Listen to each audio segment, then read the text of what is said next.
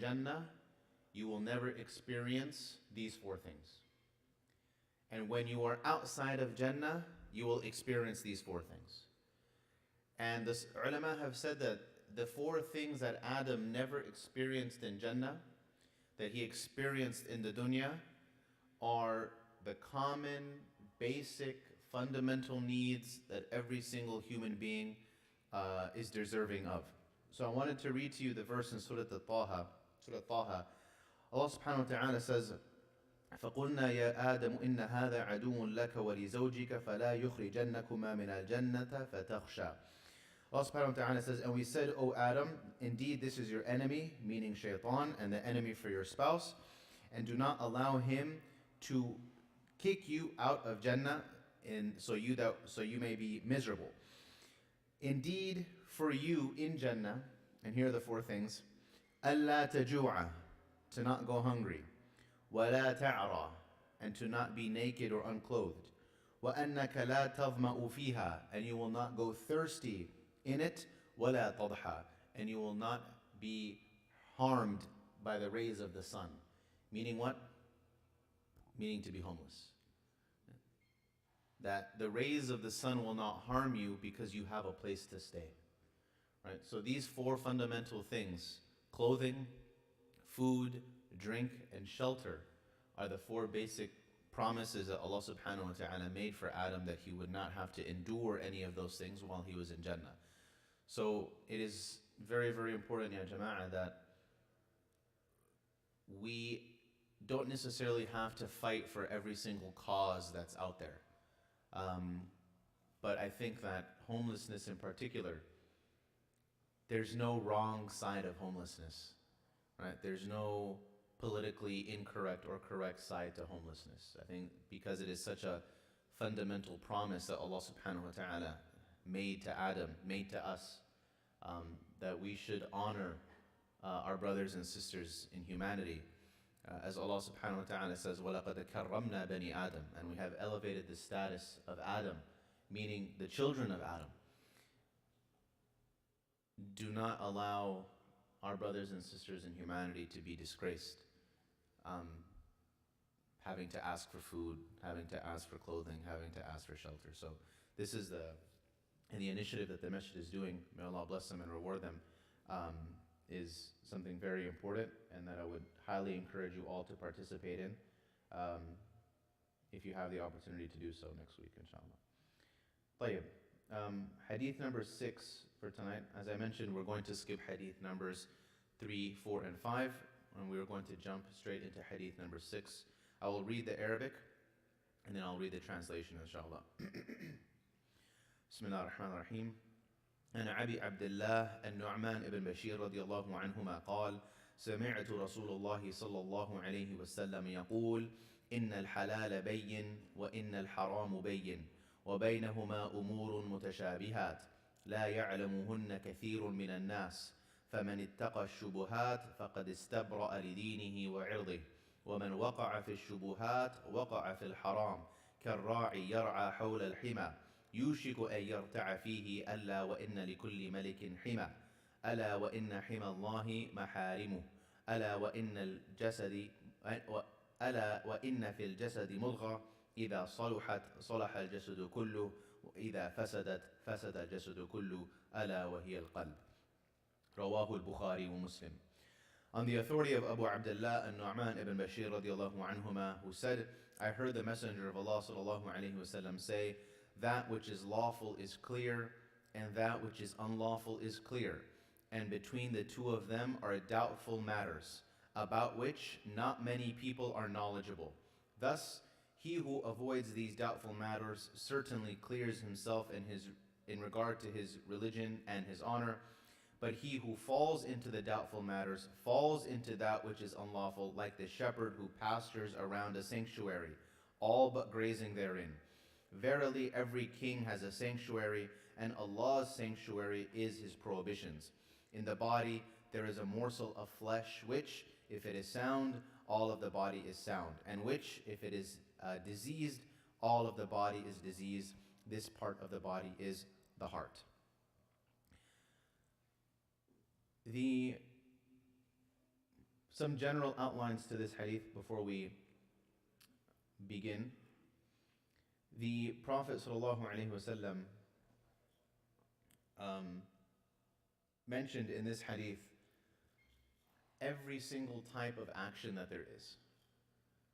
Actions, as far as we know them, all of them fall into one of three categories.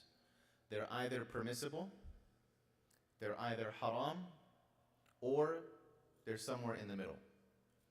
Every single action that we encounter is one of these three categories.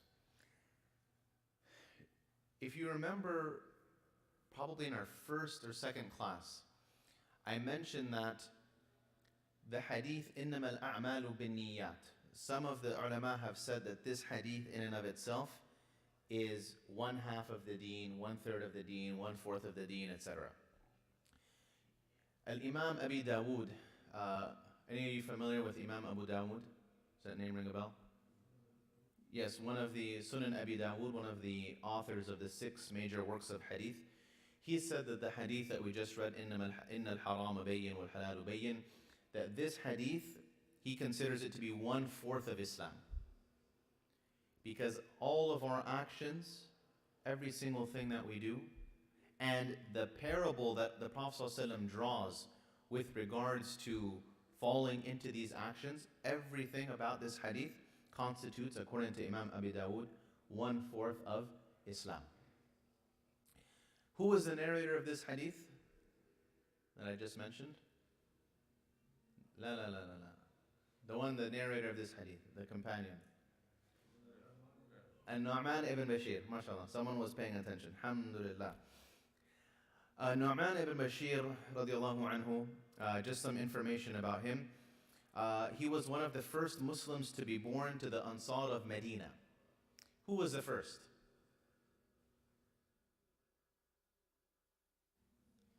Huh? Close. Aywa, mashallah. Okay, the very first person to be born in Medina from the Muhajirun was Abdullah ibn Zubayr.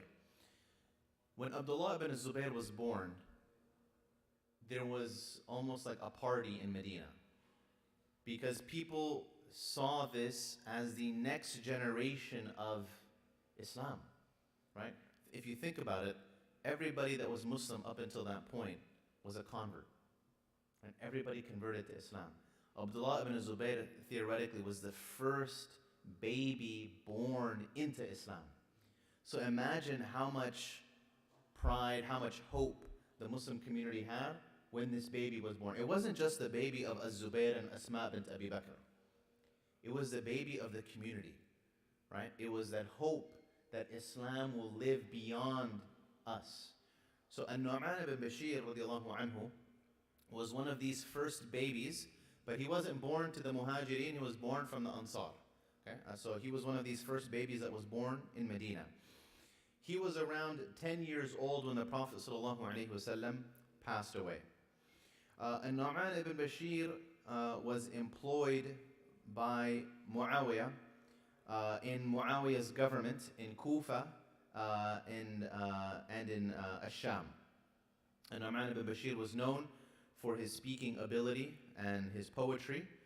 He died 64 years after the Hijrah, so he was about 64 years old when he died. He has a total of 116 ahadith. Some of them he heard directly from the Prophet ﷺ, and other ahadith he heard from the older companions who told him that the Prophet ﷺ said such and such. And lastly, this particular hadith he heard directly from the Prophet ﷺ, because he said, Sami'tu Rasulullah. He said, I heard the Messenger of Allah ﷺ say the following. Nu'man ibn Bashir narrates that the Prophet ﷺ said, that which is lawful is plain and clear, and that which is unlawful is plain and clear, and between the two of them are doubtful matters. Are things by default halal? Are things by default haram? Or are things by default a question mark until we figure out what they are? كل شيء halal. The default in everything is halal? Who disagrees? I disagree. Who says that the default in everything is haram? The default in everything is haram. Anybody? Nobody? طيب, ladies, why do you disagree? You had your hand up, right? Because what?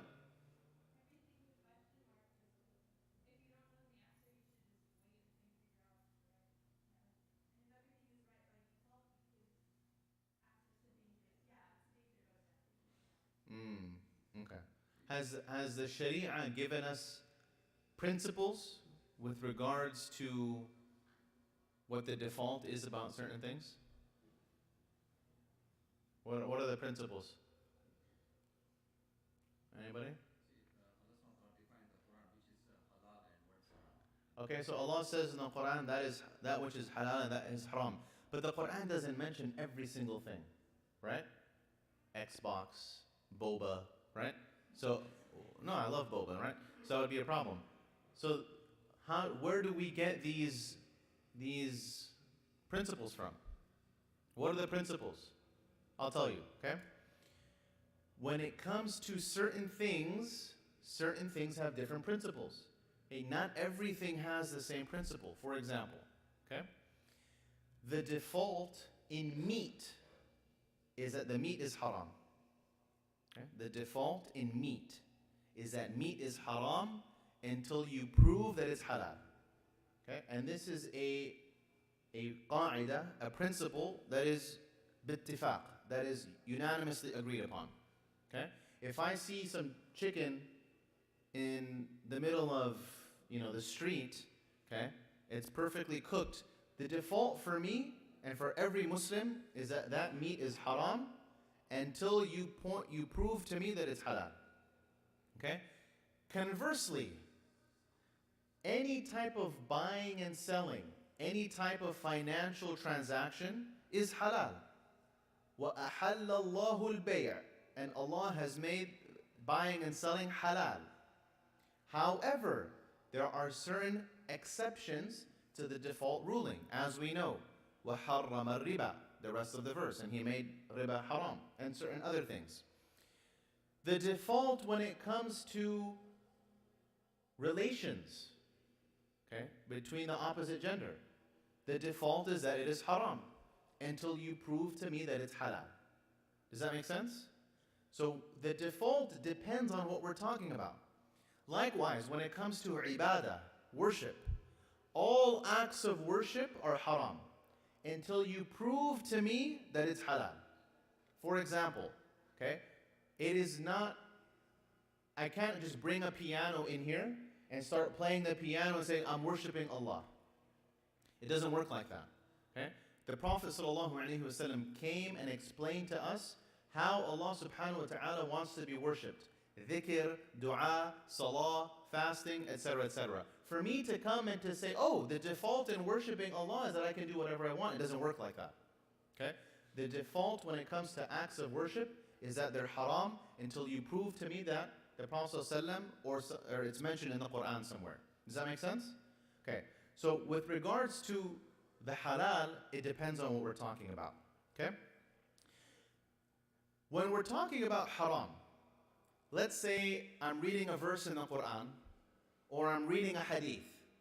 How do I know if this is haram or if it's just makruh, or what is the criteria? How can I, as a layperson, without having to go through the books of fiqh, just off the bat be able to understand if this is haram or if this is makruh? Anybody have any idea? So there's an evidence for it, right? But I'm reading the evidence. I'm reading the verse. Or I'm reading the hadith. What in the verse or in the hadith can tell me being a layperson, I don't know anything about fiqh, but I know how to read. What is there that can tell me that it's haram? Very good. If there's some type of punishment mentioned, or the threat of a punishment mentioned, we know that by the default that it is haram. Does that make sense? Okay. So just to clarify now, that doesn't mean that everything that has a punishment associated with it is haram. Okay, I'm giving you default rulings, right? These are always exceptions to the rule, but I'm giving you the default ruling. If we said that there's default rulings for haram and default rulings for halal, the doubtful matters then are very, very few. Okay? The doubtful matters are very, very few. The Quran and the Sunnah will never ever leave us without guidance with regards to very, very important issues. Think about the things that are constantly mentioned in the Quran, constantly mentioned in the Hadith, in terms of being haram. Riba, killing, stealing, fornicating, etc. These are all very, very clear. So there's no issue with regards to these things being haram, number one. Number two, the reason that the Sunnah and the Quran put so much emphasis on them is because they're important. What are the 5 overarching principles of the Sharia? The maqasid of the Sharia, the spirit of the Sharia. What are they? Okay, preservation first. We're going to go in order. Preservation of? La. There's something before preservation of life. Preservation of the deen. Preservation of deen is number 1. Okay? That's the number 1 spirit of the Sharia. What is the number 1 commandment we hear all the time that emphasizes preservation of the deen? La ilaha illallah. How many times in the Quran do you hear La ilaha illallah, La ilaha ghayru, right? Wahdahu la sharika lahu, qul huwa Allahu ahad. This is something that is repeated over and over and over again. Why? Because it's the most important thing in the religion. Okay? You can,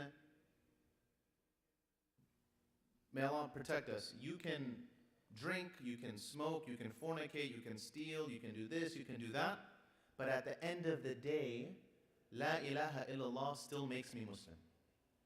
No La ilaha illallah, no Islam. Okay? So the number 1 priority is always going to be preservation of the deen. And the pinnacle of preservation of the deen is La ilaha illallah followed by Muhammad Rasulullah. Does that make sense?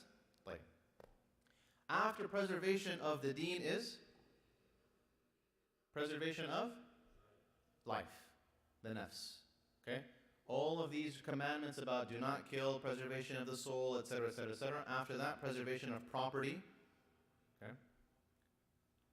And then after this is difference of opinion. Some say preservation of ansab, preservation of lineage. Okay? Making sure that children know who their parents are. Making sure that families know who's related to them and who's not. Issues of marriage are very important. And last but not least, the 5th one, which is debatable, is preservation of honor. Okay? So these are all things that the Sharia, these are the overarching principles. The doubtful matters don't really have anything to do with any of these things. Okay? Because if they were important, they would have been mentioned. Now, the Prophet ﷺ says, and between the two of them, between the clear halal and the clear haram, are doubtful matters. Here are 4 principles that can help you identify what a doubtful matter is. Okay? Number 1, a doubtful matter can be something that the scholars have a difference of opinion about. What is the number 1, the 4 M's that everybody loves to disagree about? They love to fight about. Meat, very good. What else? Huh? No? Huh? The ones that Muslims love to argue about. Huh? Moon sighting, okay. Moon sighting, very good. The 4 M's, moon sighting, meat, what else? Marriage and? Huh? Mawlid. Okay? These are the 4 things that the Muslims, mashallah, they love to argue about. Mawlid. Mawlid, celebrating the birthday of the Prophet ﷺ. Yeah, now she knows what I'm talking about now. Exactly, right? So that's number 1, okay? Scholars have a difference of opinion about it. Number two, permissible matters that distract a person from their obligations or lead them to do what is forbidden. What is the ruling about playing Xbox? Well, it depends on the game. Ya salam. What Call of Duty, let's say. What is the ruling on playing Xbox? Ya Jama'ah, you don't need to be a faqih to answer the question. What is the ruling? Halal. طيب, halal. Waste of time, mashallah. Halal, yes? What if playing Xbox leads me to missing Fajr? Or what if playing Xbox leads me into some type of online gambling? What's the ruling on Xbox now? At the very least, we can say that it's doubtful. Yes? Okay, so when something might be permissible in the default, but if it leads me to something not fulfilling an obligation or to coming close to the haram, then the ruling of that thing changes. Number three, all of the makruhat, all of the things that are makruh, are considered doubtful matters. And this is a very important point I'll get to in a second. And number four, matters where the evidence concerning their legal status is weak.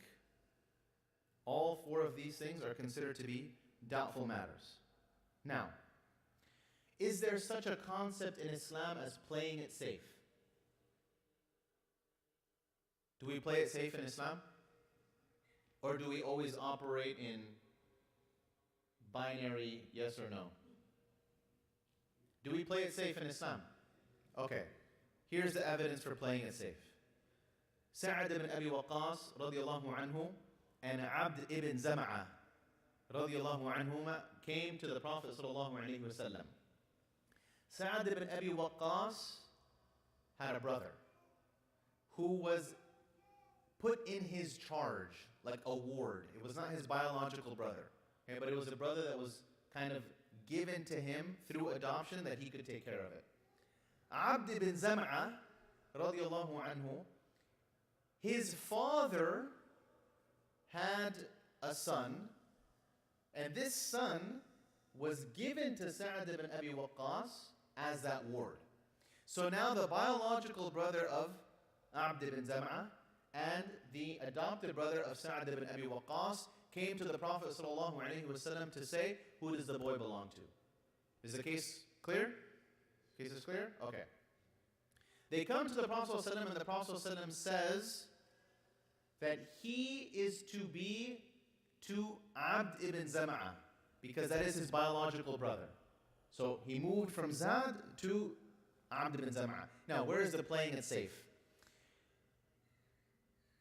Does the name Ibn Zam'ah ring a bell? Anybody? Who was the second wife of the Prophet ﷺ? Aywa. Okay. Sauda bint Zam'ah. Okay. So the wife of the Prophet ﷺ, Sauda, this was her biological brother. Okay. Despite that, the Prophet ﷺ told Sauda that when the boy is around to wear hijab. Why? Because even though he ruled in favor of the boy being the brother of Abd ibn Zam'ah, he wasn't 100% sure. So he said just on the safe side to wear hijab, for his wife to wear hijab around this young boy. Okay? So the Sharia has this concept of playing it safe. Okay? So that's something important to remember. What causes uncertainty in Islam? In rulings specifically. Number one, conflicting evidences. Wait, but the Sharia doesn't conflict, does it? Does it? Where did we say the shortcoming comes? Our understanding, right? Remember we said that if we have two seemingly contradictory evidences, the shortcoming is not with regards to the evidences, but the shortcoming comes to our intelligence and how we can reconcile between these evidences. Does that make sense? Here's a exercise for you. the Prophet ﷺ said, do not drink standing.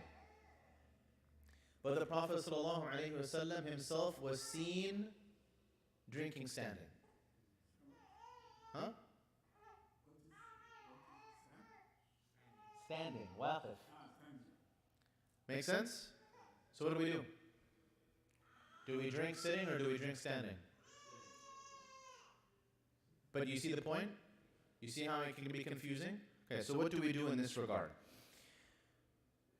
The ulama have said that when the Prophet ﷺ says something, but he does something apparently in contradiction, that we as Muslims take what he said and not what he did. Anybody know why?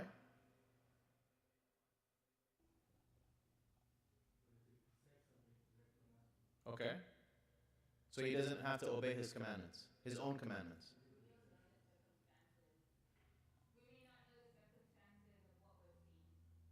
Of what was seen. Okay, very good.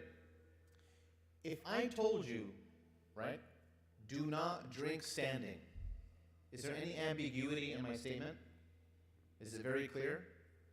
But if you saw me drinking standing, couldn't there be some external explanation as to why I'm drinking standing and not sitting down? Yes? Correct? So in that instance, right, that's why the ulama have said if we see the Prophet ﷺ saying something but doing something else, we always take his statements over his actions. Is that clear? A general rule of thumb. Now, another cause of uncertainty is if something that is clearly forbidden or clearly permissible has confusing circumstances around it. For example, okay, meat. Has the forbidden aspect of the meat been removed or not? Because we said the default ruling with meat is what? Haram. So before I eat meat, I have to determine what? Has the forbidden element been removed or not?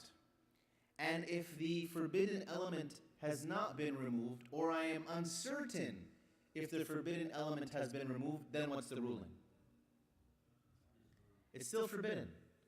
Right? Why? Because we have a principle in the Sharia that tells us al-yaqinu la yazulu bishak. Certainty is not overridden by doubt. And you practice this all the time, specifically when remembering if you have wudu. Okay? For example, I remember making wudu, but I don't remember breaking it. Or I remember using the bathroom with certainty, but I don't remember making wudu. So we operate on the thing that we have certainty about, either I do or I don't have wudu, and we leave the thing that we have doubt about. And we operate based off what we have certainty with. Okay? For example, this happens to me a lot. Okay? Couples come to me and they say, I don't know if I divorced my wife. I'm serious, this is not intended to be tongue-in-cheek. I don't know if I divorced my wife. Okay. What is the default of this relationship? Now, put your thinking caps on. What is the default of the relationship sitting in my office? What is the certainty? They're married. What is the doubtful matter? Divorce. So what do I operate with? The marriage.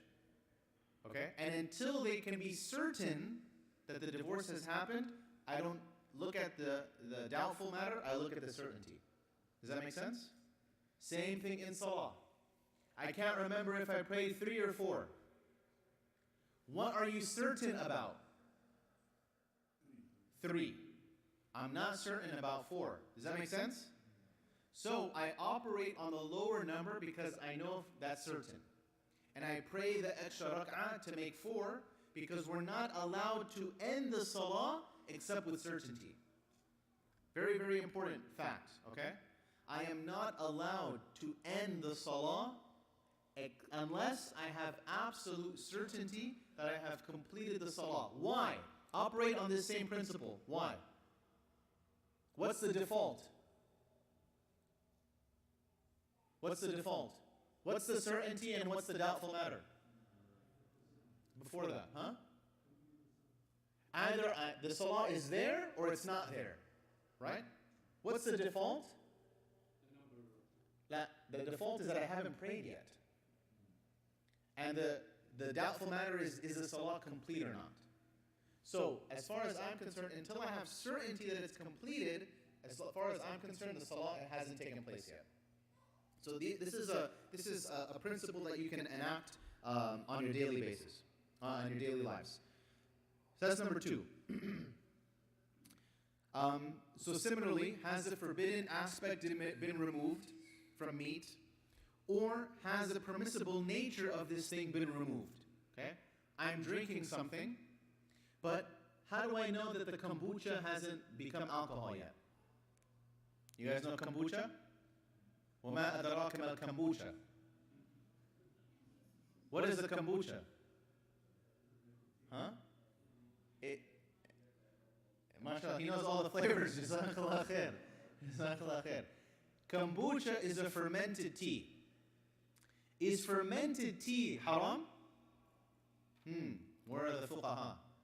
Is fermented tea haram? I know a lot of people are saying, please don't say no, because then I have to go back to Costco and return the 12-pack. Whatever is fermented is haram. Grape juice is haram. It is fermented is haram. Grape juice is haram. That's it. Done deal. MashaAllah. If it's fermented. So I'm not going to bring any kombucha to your house. What? So is everything that is fermented haram? So what's the ruling? The issue is intoxication, right? Because remember, the companions used to drink something called nabidh. What is nabidh? They would put dates in water and let the water with the dates ferment. And they would drink it until the alcohol content in it became too high, and then they would throw it out. So it's not about the process of fermentation. Right? It's not about the presence of alcohol. Okay, listen carefully. It is not about the presence of alcohol. It's about the presence of the alcohol being intoxicating. Orange juice has alcohol in it. Does that make it haram? No, because we don't look at the alcohol content. We look at, does it intoxicate or not? Make sense? Okay? So some people that say, excuse me, you shouldn't wear cologne or perfume because it has alcohol. Yes, salam. This is something that, wallahi, with all due respect to the person who first said that, shows that there's no understanding. Why? Because what is haram is not the molecule of alcohol.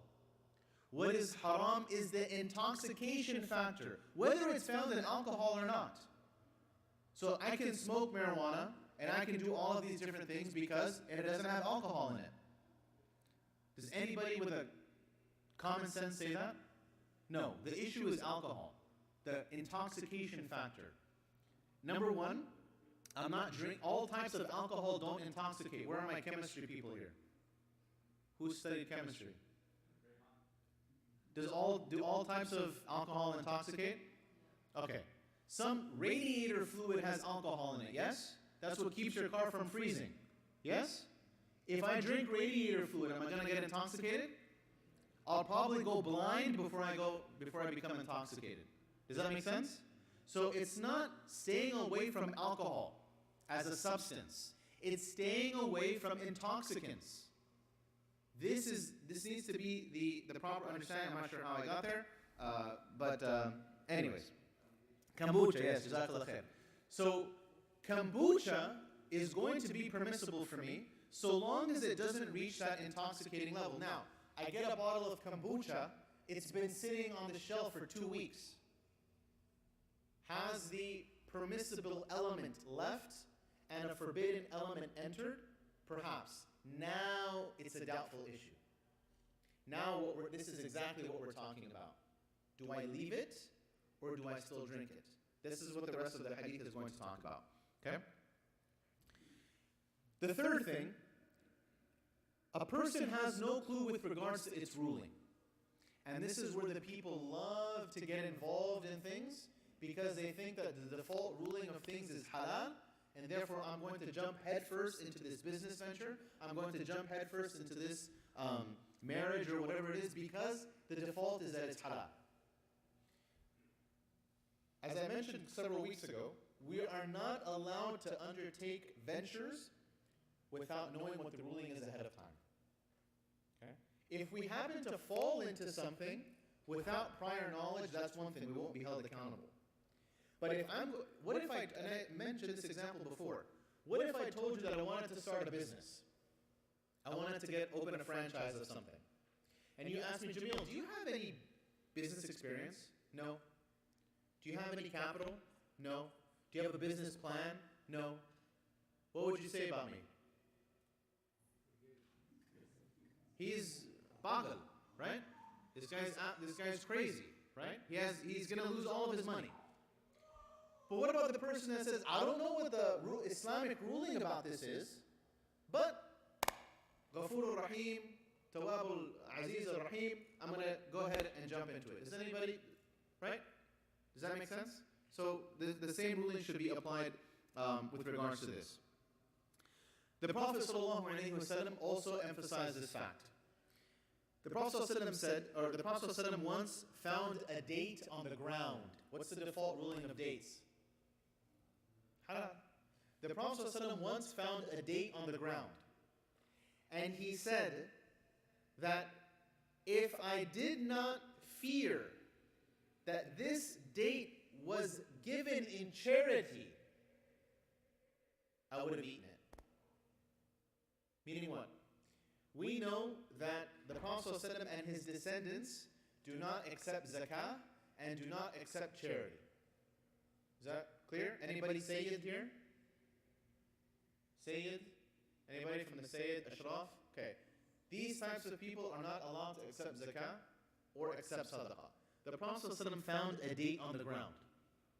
And he said, because I'm not sure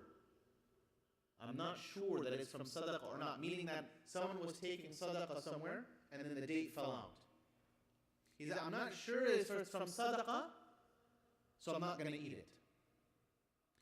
We, on the other hand, right, always rule and lean towards the side that is more convenient for us. Where we should be ruling in favor of the side that is more convenient to our iman and our taqwa. Very, very important. And the last thing about uncertainty, and I really want to touch on this issue.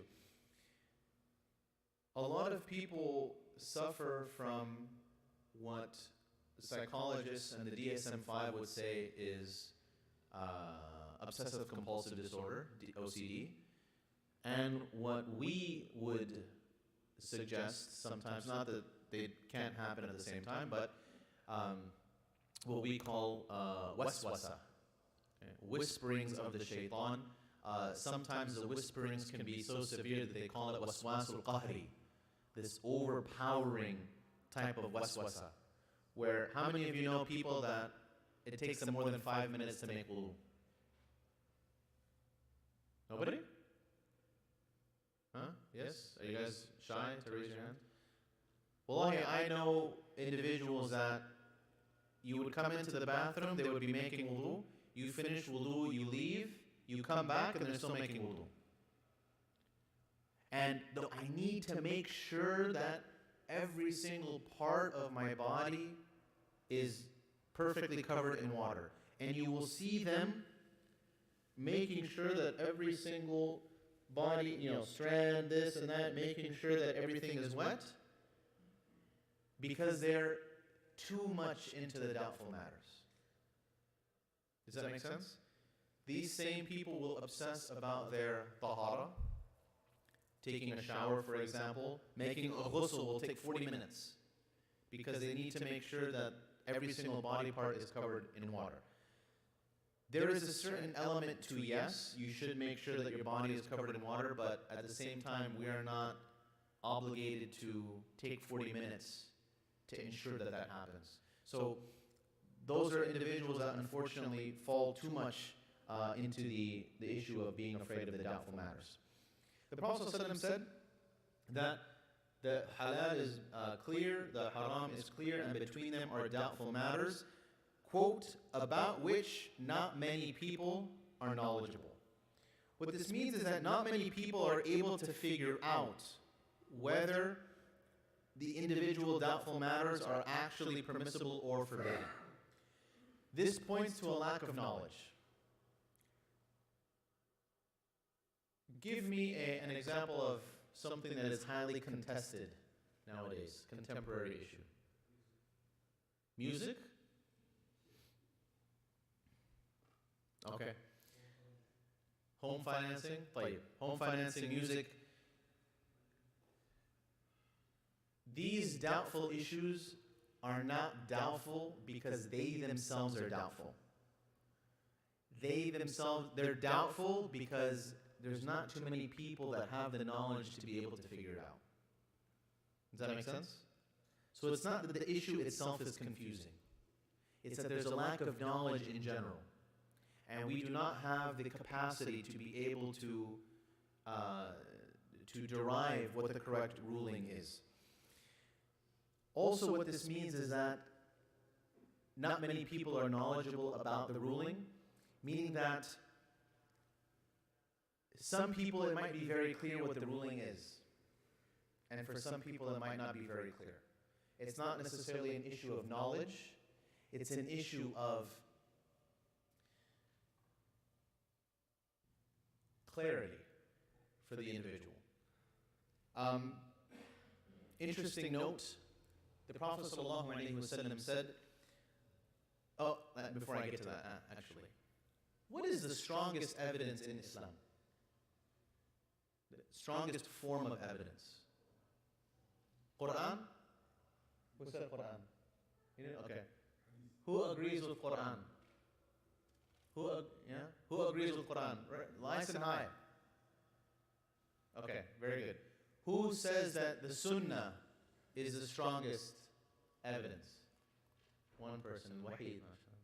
One person? That's it? 2 people? 3 people? What the heck? Right? 4 people? طيب. What if I told you that you're all wrong? Would you believe me? I love being sources of controversy. What if I told you that you were all wrong? Would you believe me? Yes. Alhamdulillah, jazakallah khair. Barakallah feek. One person believes me. I will tell you, yes, you are incorrect. The strongest evidence is not the Quran, and the strongest evidence is not the Sunnah. You know what the strongest evidence is? Anybody? Ijma'. Scholarly consensus. Here's why. The Quran is one evidence. The Hadith is one evidence. Ijma' in and of itself is actually 2 evidences in one. How is that possible? The first evidence is the fact that the scholars have unanimously agreed on the verdict of this issue. Why is that important? Because the Prophet ﷺ said, لا تجتمع أمتي عن الضلالة. The Prophet ﷺ said that my ummah does not come together upon falsehood. Meaning what? Meaning that if by unanimous consensus the scholars have agreed on something, is there any way that this thing can be wrong? Ya Jama'ah, is there any way that this can be wrong? No. Because the Prophet ﷺ said it doesn't happen. The Prophet ﷺ also said, عليك والسواد الأعظم. Stick to the sawad al-a'zam, the great big black thing.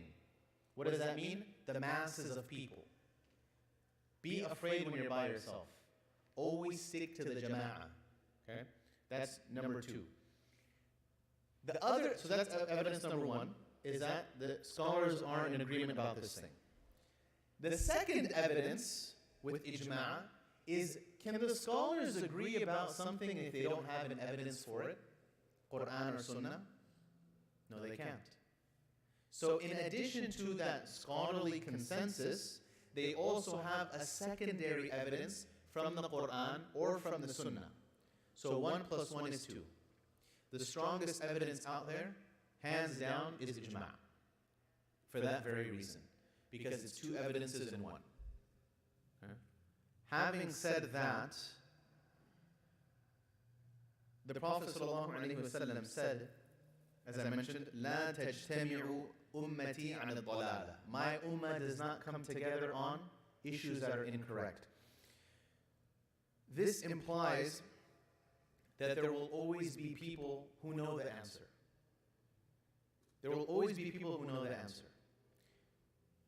We have to go out and find them.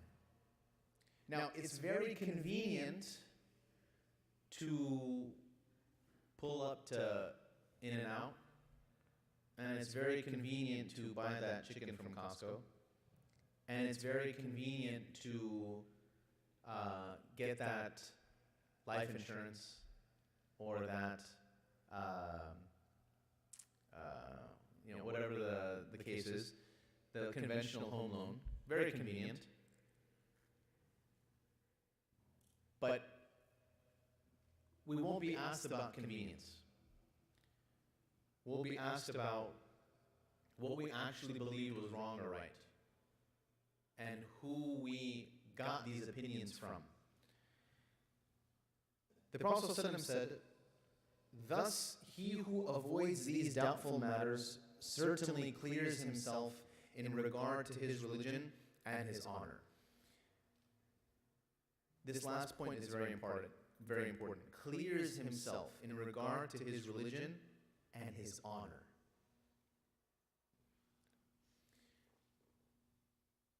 You ever meet someone that does like shady stuff, and then you ask them, "Bro, like, why are you like that?" And their response is usually, "Don't judge me." Right? You don't know how you have husn al-dhan, right? Think good of your brother. Why are you thinking so negatively of me? In Islam, if someone acts suspicious, we treat them with suspicion. Generally speaking, in Islam, we do not give people cause or reason to be suspicious about us. Okay? You do not earn husn al-dhan when you walk into the strip club. Okay? You do not earn husn al-dhan when you're walking down the street brown bagging your drink. You don't earn husn al-dhan. If you act suspicious, we will treat you with suspicion. Why? نُعَامَلَ النَّاسِ بِالظَّوَاهِرِ. We interact with people, we treat people according to what is apparent to us. Okay? You don't get a pass. Now, if someone says an ambiguous statement or does something ambiguous, the key word here is ambiguous, then you give them the husn al-dhan. Where's the ambiguity in walking into a nightclub? Or where's the ambiguity with, having alcohol present on the table or whatever? There's no ambiguity. Okay? So, husn al-dhan is something that is given, it's not earned. Okay? In the sense that it's not something that everybody has a right to regardless of what their actions are. You have to give me the reason to have husn al-dhan. But if you act suspicious, I'm going to treat you suspiciously. And here's the evidence for that. Late night, and you've all heard this hadith, the Prophet ﷺ was walking with his wife Safiya in the middle of the night. And he saw two Ansari men walking by. And when they saw the Prophet ﷺ, they immediately turned around and walked the other way. So the Prophet ﷺ called him back. He said, "Come here." He said, "Just so you know, this is my wife Safiya." And the Ansaris were like, "Ya Rasulullah, we would never ever think ill of you. That thought didn't even cross our minds." And the Prophet ﷺ told them that I should not give you cause for shaitan to come to you and give you suspicions. I'm going to clarify the suspicions away from your heart. And I'll end with this. This is a very important practice to have. Okay? If we think that our actions can be misconstrued by somebody, we should go above and beyond to explain our actions to that person. Now you're probably thinking, I don't have to explain myself to anybody. No, you don't, but then don't be surprised when they treat you suspiciously. Our job as believers, if we truly care about our brothers, is to go the extra mile and to prevent them from falling into haram. يا أيها الذين آمنوا اجتنبوا كثيرا من الظن إن بعض الظن إثم. O you who believe, stay away. اجتنبوا, stay away from the vast majority of suspicion.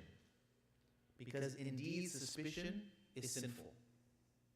Now, if you are doing something that's suspicious without clarifying it, you are essentially laying out the red carpet for your brother or sister to be suspicious of you.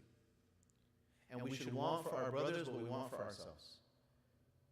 I wouldn't want my brother or my sister to set a trap for me that I'm going to fall in and become sinful as a part of it, as a product of it.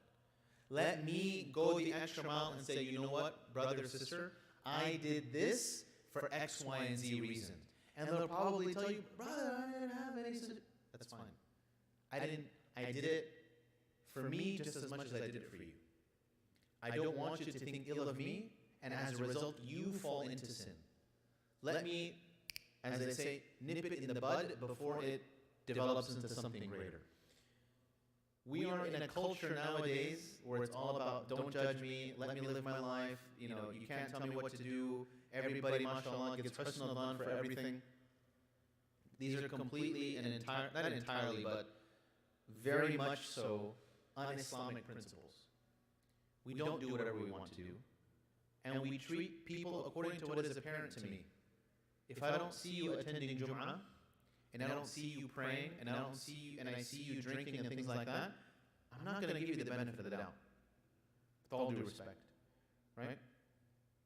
One of my teachers, who is a very famous imam here in America, a family came to the masjid and they asked the sheikh, pray janazah on our son.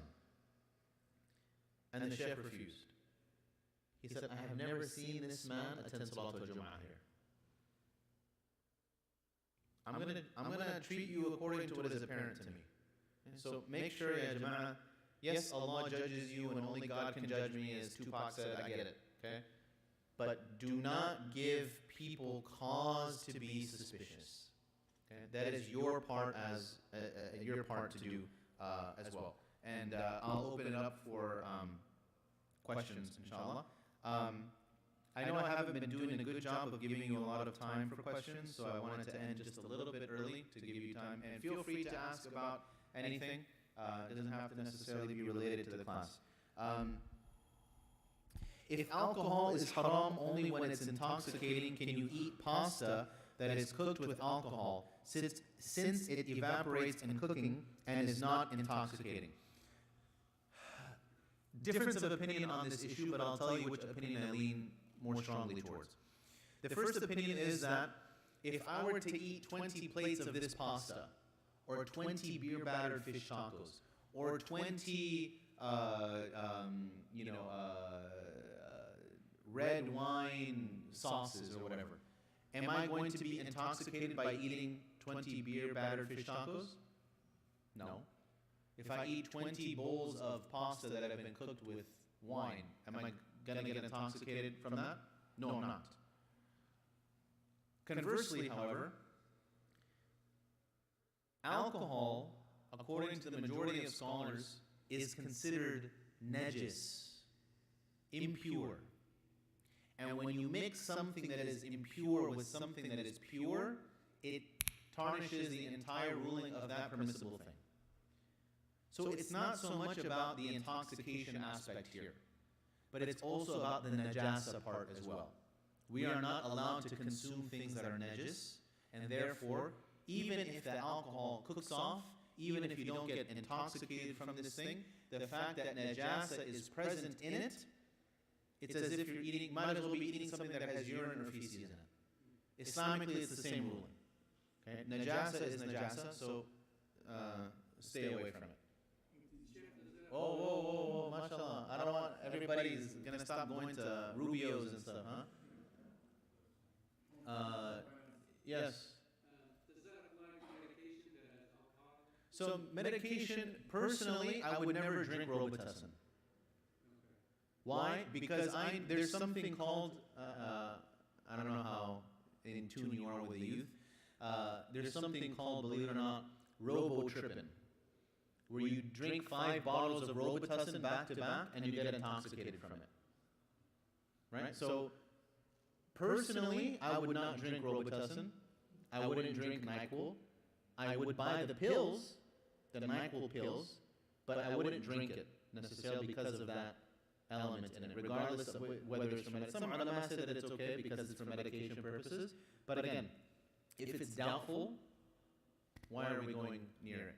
Go ahead. Next is, what about vanilla essence that contains alcohol? Again, same ruling, right? So the vanilla extract has alcohol in it. If you consider to be alcohol to be najis, which the vast majority of scholars do, then you would not be able to use vanilla extract in it. I assume beer battered fish, fried fish, can be considered halal since it is not. I already cleared that up. In terms of evidence compared to Quran and Hadith, will the seerah be considered the weakest form of evidence?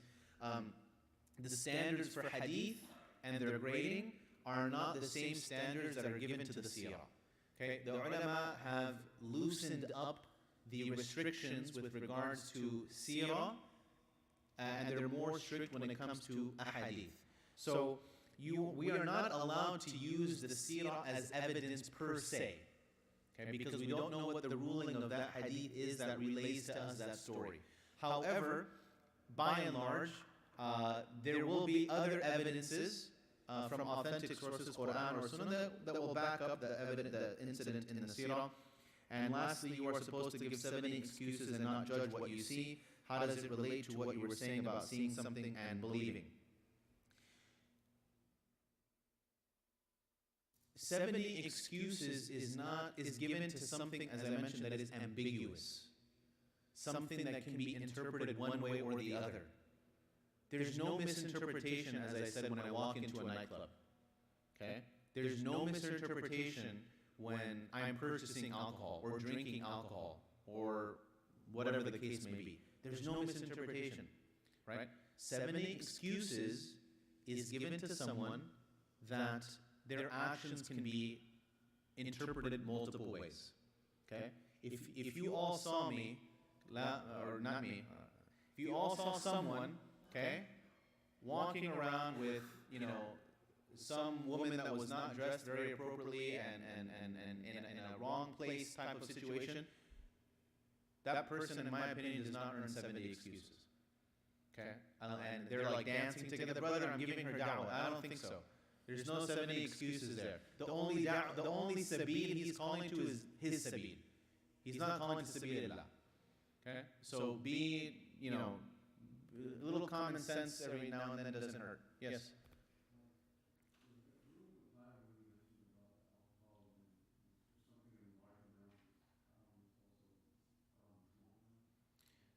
In terms of what exactly? But if I drink 20 bottles of kombucha, I'm not going to be intoxicated because the fermentation has not gone to the point where it will intoxicate. Right? But as soon as it does, as I mentioned, the companions would throw out the nabil when it reached the point of intoxication, right? But prior to that, they would drink it. Right? So kombucha is the same way. So what is the shelf life of kombucha? Allahu a'lam. That's something that the kombucha. So again, ما أسكر كثيره فقليله حرام. Right. So whenever that kombucha reaches the point of intoxication, if I drank 20 bottles of it and then I became intoxicated, then I wouldn't be able to take a small amount. But the kombucha that you buy at Costco, you drink 20 bottles of it, you're not going to become intoxicated. So that little bit of it should be fine, even though it has, the fermentation process has begun. Does that make sense? Yeah.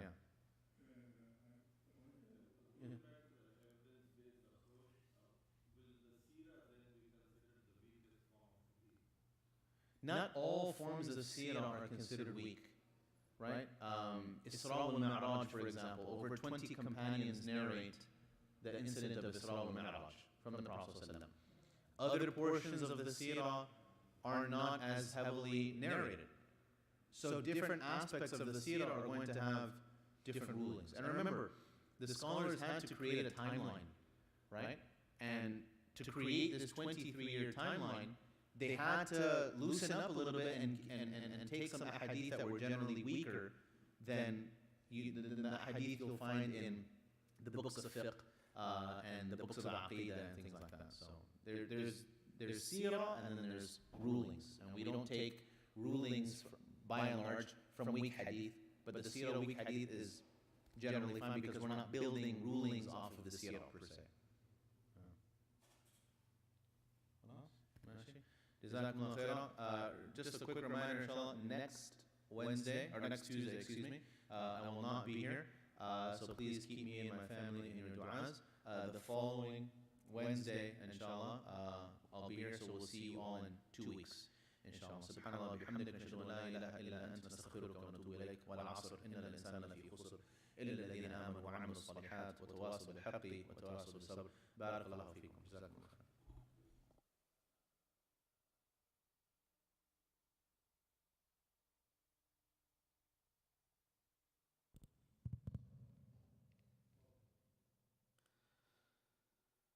الله أكبر الله أكبر الله أكبر الله أكبر أشهد أن لا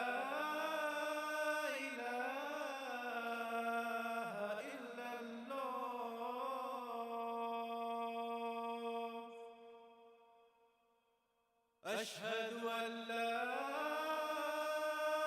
إله إلا الله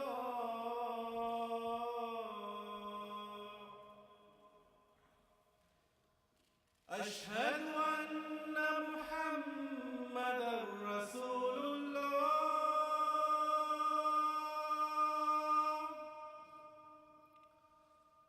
أشهد أن